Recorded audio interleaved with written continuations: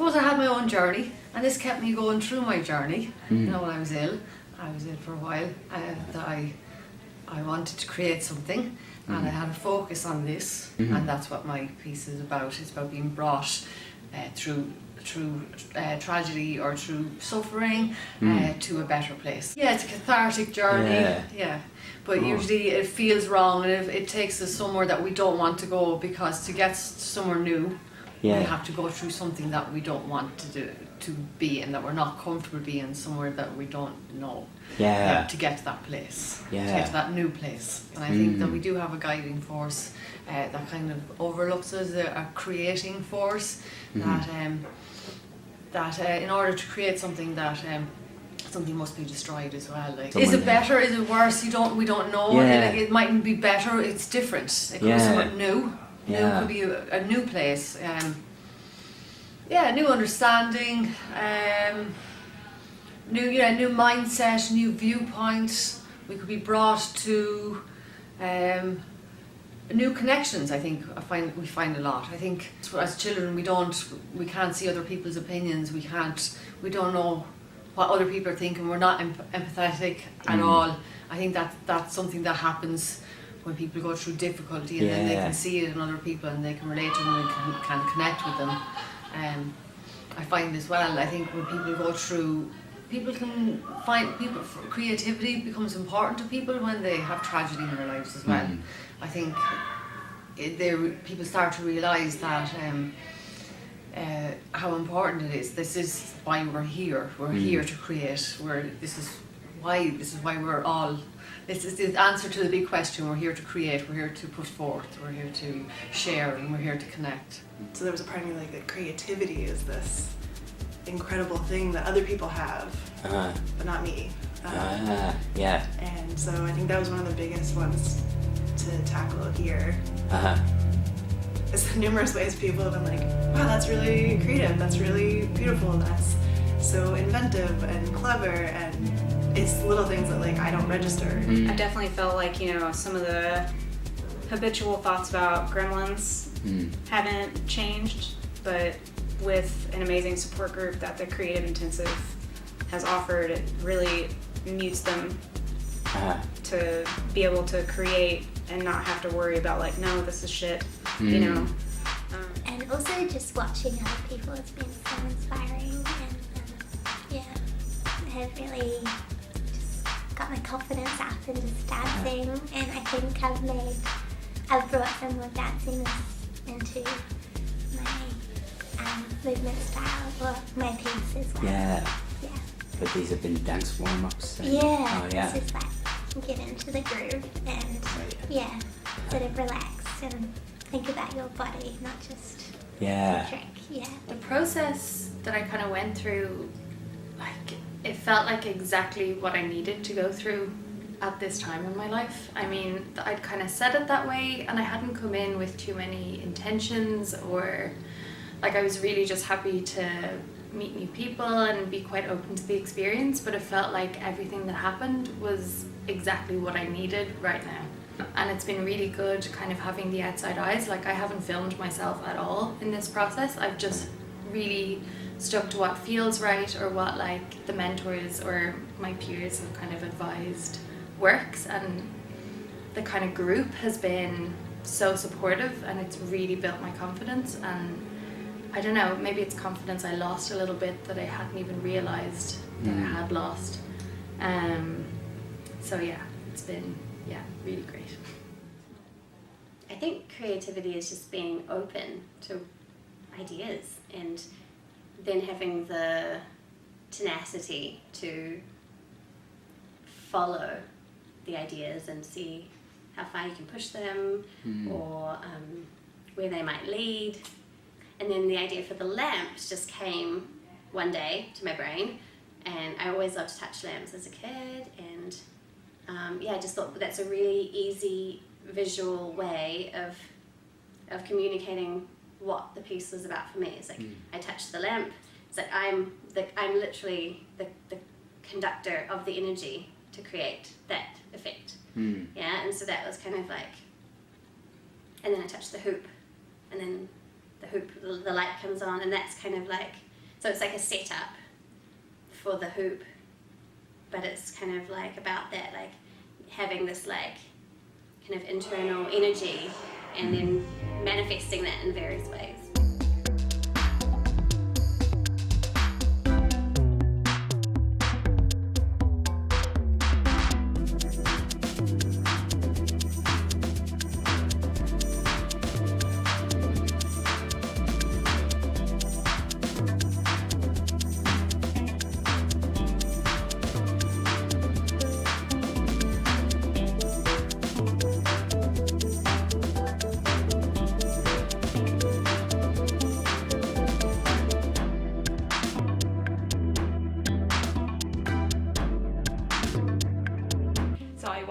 To express myself.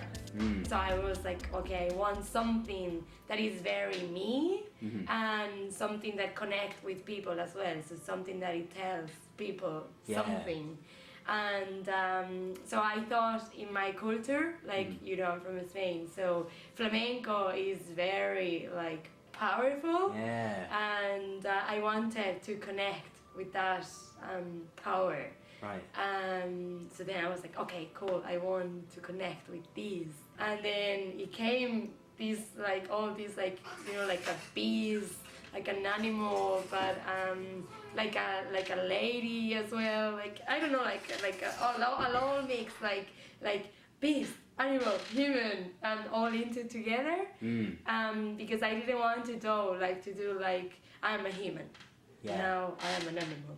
And now I am Sarah, and now I am, you know, so I wanted like a whole mix. I'm not sure there's ever been a time where I've been working on something where it's felt more like I've had a process. And I say this as someone who came in with a lot of the choreography built. Like, even having a lot of that pre-made, even going back to that same choreography, it still felt exploratory. It felt like pulling threads out and finding the truth. And I don't know that there's ever been a time where I've created something where the creation process has been so emotional. And I mean that in an entirely positive way. It feels like I've fostered an emotional relationship with my work. As opposed to just making something to put out there. I feel like someone referred to it as it's a gift of time and this intensive. And that's true, but I think it's even more a gift of space. And I don't mean the physical space, I mean the emotional space within yourself and within those around you.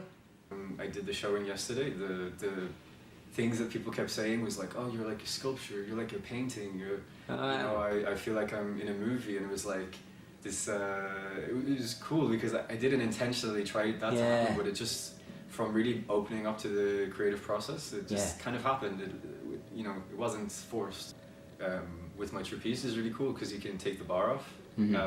So it's like, what can I do with the ropes without the bar? What can I do if the bar is on one side? What can I do if I take the bar off entirely and connect the ropes, if I put something else in it? And the feedback I've been getting is really beautiful. Like, people, exactly how I want it to be. Right. People are saying it is, and it's like, I think just by really listening to the self and listening to what I want and what the trapeze wants, which is me. It's all just happening. You know, and I'm without you know, the mind interfering and saying, oh, this leg isn't right, or this, your posture's awful. It's just like, it is what it is. It's about magic, and it's about mastery. It's about, when I think of mastery, I think about going with the currents in the universe. And allowing that expression. And so when you said, you know, what is creativity? The first thing I thought, well, gosh, I haven't thought about that. And then I thought, oh, well, it's expression. It's free flowing expression. That's what creativity is. It's that allowing of that open stream which is available to everybody. And so that's exactly which is funny, I hadn't thought about it this way, but that's exactly what my piece is about, is going with all of that. Mm-hmm. Guiding it, having intention, but not bucking the current, so to speak. Yeah. You know, yeah. This is going to beat you up, you do.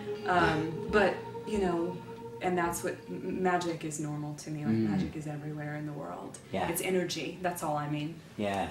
The energy is there, and so to flow with it, to allow it to flow through you. I mean, creativity is that energetic flow to me. You can let go. It's not just about trusting the current.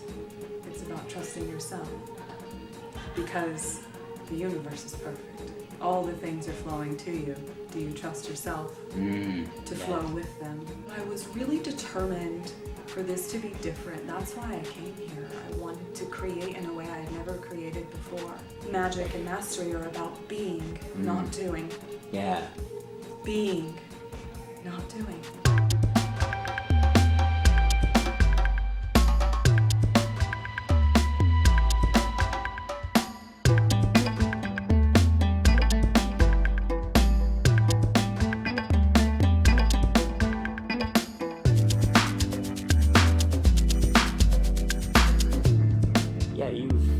Part of the creative intensive in terms of coming in and doing your work on the students.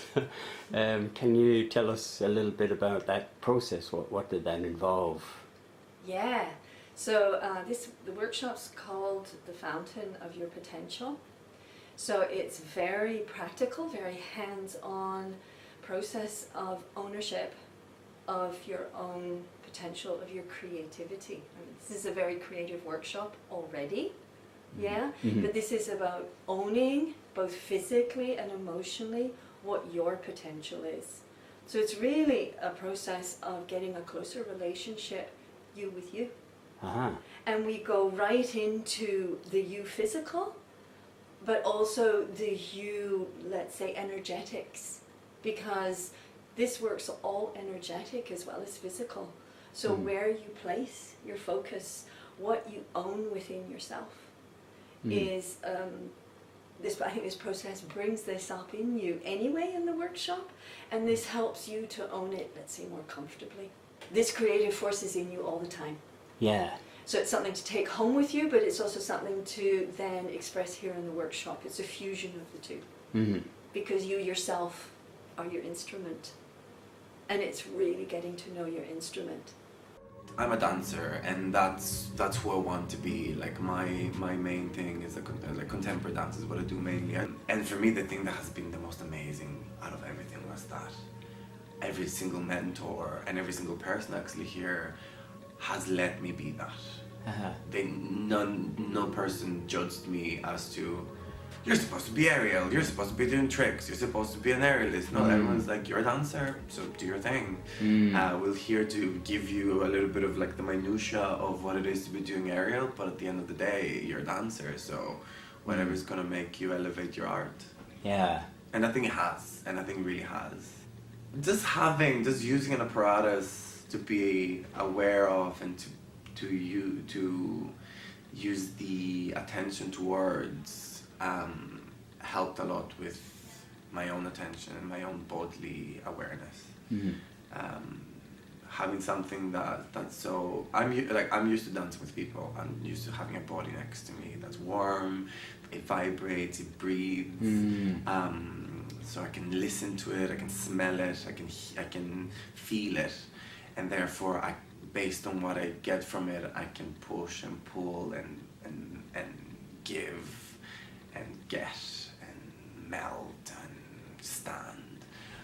But having an apparatus, just a thing, a piece of cloth or a rope, takes a lot away from that, but at the same time it restricts me a lot, which actually gives a lot of possibilities. Yeah. Restriction does give a lot of possibilities. So as a dancer, it just gives a lot of freedom, actually. because when I get to work with my body. I know exactly what I need to do. I know exactly how I need to move. I play with themes. I play with ideas. I play with body parts. But at the end of the day, it's me in the studio. So being here and working with an apparatus, it just it switches perception and just brings new things. With the movement and everything that we've been doing and how we've kind of taken layers away from ourselves, it's let a lot of different things come out and a lot of different connections, I think, form. I think, in other places there is one way to do something, and here it feels like you're always being encouraged to, dream a bit bigger and see what you can do with that. I'm not great with knowing what my body is doing, so that's why I film everything, and then I get really hung up on every tiny thing, instead of how does my breath just move my body, and how does what I'm trying to feel from the inside, or what I'm trying to reach for, how does that just translate and reach an audience maybe, and that's been quite magical in some way. But in a way, when you're doing something and it's difficult and you just can't wait for it to be over, it's difficult, but I don't want to leave. That's what this place has done for me, is to maybe give something back to say, well, if you want to do this, why don't you just do it? Like, instead of waiting for someone else's permission, or I've seen that, therefore I could maybe do something like that. The individuality has been pulled out of us in a lovely way. That sounds like a clown, but like lovely. So I came with an idea for this piece, but it changed to something completely different. I was not expecting. It changed to the crazy, to the better, to something really deep. I discovered so much of myself through working and processing this piece. So both halves are basically me. And for me it was always hard to put the one Natalie together with the other Natalie.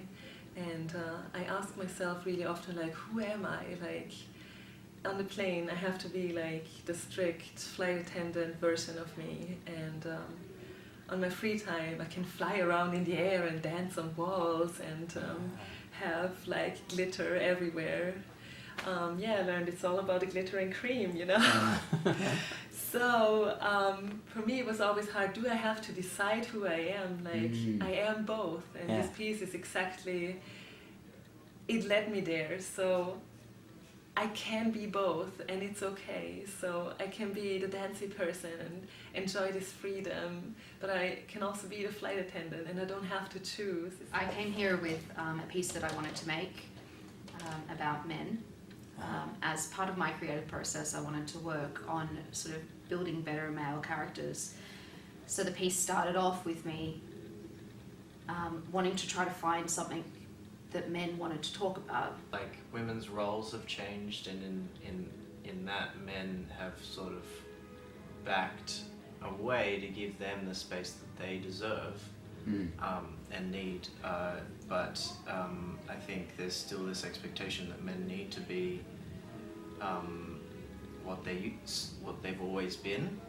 And so we need to almost be two things at once. Since the 1950s up until now, there's been just enormous amounts of change. But they're also subtle and they're also private. And what we're talking about is something that happens in closed doors, not something that we're really talking about outside in general society. Like, women can't just become stand up, stand forward, take all of blah, blah, blah, blah, blah. Because where does that leave the other side of the partnership? One of the biggest things is women have had to do a lot in order to step into that feminist role. We've had to do a lot to sort of say, look, make room for me, to change. We used all of these strategies. We used talking, we used art, we used so many things to do that. And now men also need to use these strategies to find the balance back again. And I've been very, very carefully building the choreography so that we could play each other's roles. Exactly. Right. So I can do everything that he physically does. Yeah. And he can do everything I physically do. And that we could invert the choreography. And you would realize that when you look at a woman and you're like, she's so powerful and she's great, and then you look at a man, you're like, he's so powerful and he's great, and you actually wouldn't care. The story would still hold its complete integrity. Yeah.